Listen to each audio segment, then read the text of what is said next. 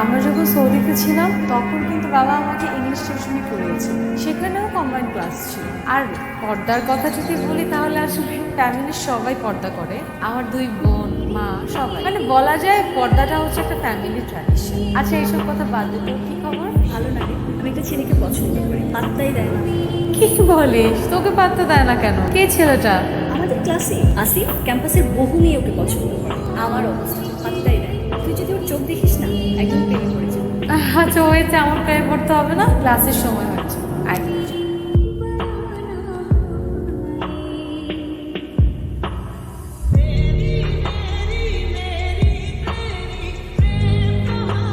আল্লাহ আসি, সবাই তোর পিছু পিছু ঘুরে, চাইলে ইউনিভার্সিটির যে কারোর সাথে প্রেম করতে পারে, তবে ওখানে আমাকেই লিখলো।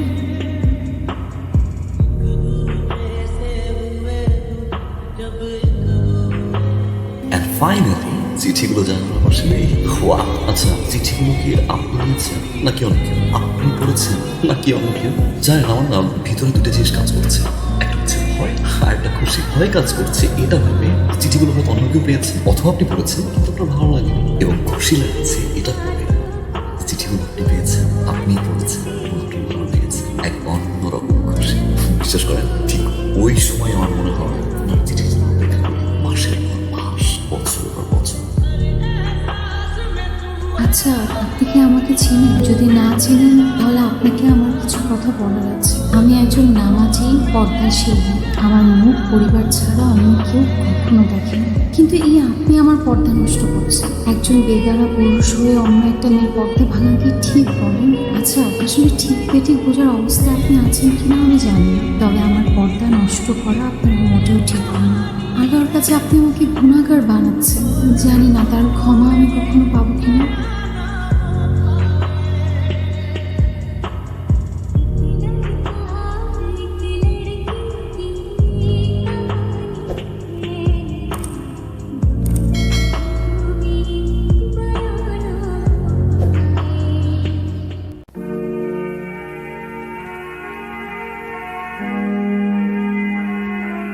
আসসালামু আলাইকুম। আপনার দেয়া প্রতিটি চিঠি আমি পড়েছি, ভালো লিখেছেন, তবে এই পৃথিবীর চেয়ে অনন্তকালের জীবন আমার কাছে অধিক প্রিয়। হয়তো একটা ভ্রম নিয়েই আপনি আমাকে লিখেছেন, হয়তো আমাকে জানলে অথবা চিনে ফেললে আপনার এই ভ্রম কেটে যাবে, হয়তো এই সময়ের আবেগগুলো তখন ফিকে হয়ে যাবে, তখন আর আমাকে আপনার ভালো নাও লাগতে পারে। আপনি মিছে মিছে আমাকে গুনাহগার করছেন।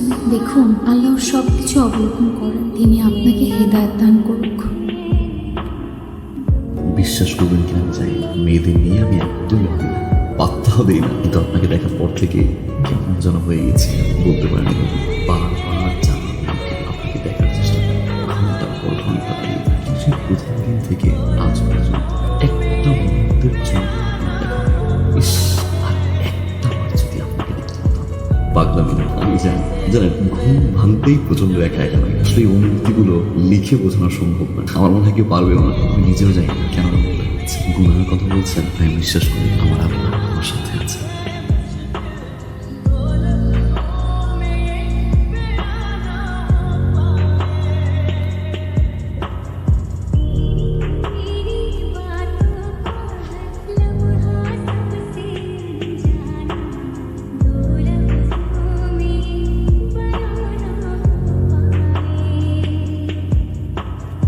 আসসালামু আলাইকুম। আশা করি আপনি ভালো আছেন, কিন্তু আমি ভালো নেই। নিজেকে খুব অপরাধী মনে হয় আমার। মনে হয় প্রতিনিয়ত আমি গুনাহ করে চলেছি।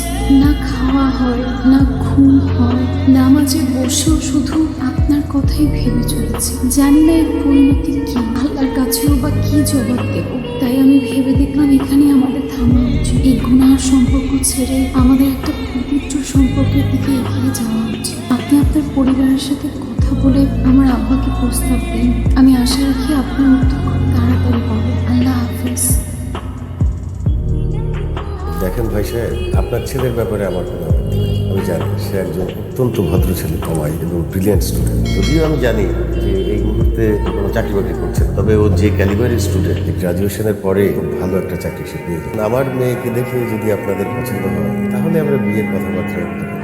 ভাই সাহেব তাহলে আপনার মেয়েটাকে একটু ডাকেন, আমরা একটু দেখি। না না ভাই সাহেব, এইটা তো আমি পারবো না। আমরা পারিবারিকভাবে ধর্মীয় অনুশাসন মেনে চলবো। পর্দা প্রসিদ্ধ করা মানুষ। আমরা যখন সৌদি আরবে ছিলাম আমার মেয়েরা ধর্মীয় অনুশাসন মেনে পর্দা প্রসিদ্ধ মেনে চলছে। এই ঐতিহ্যটা আমাদের একেবারে গ্রামের বাড়ি থেকে শুরু। সুতরাং এই ঐতিহ্যটা আমরা ধরে রাখতে চাই। আর আমাদের পরিবারে বিয়ের আগে ছেলে মেয়ের সামনাসামনি দেখা নিয়ম নাই, সেটা আমরা বজায় রাখতে চাই। আচ্ছা ঠিক আছে।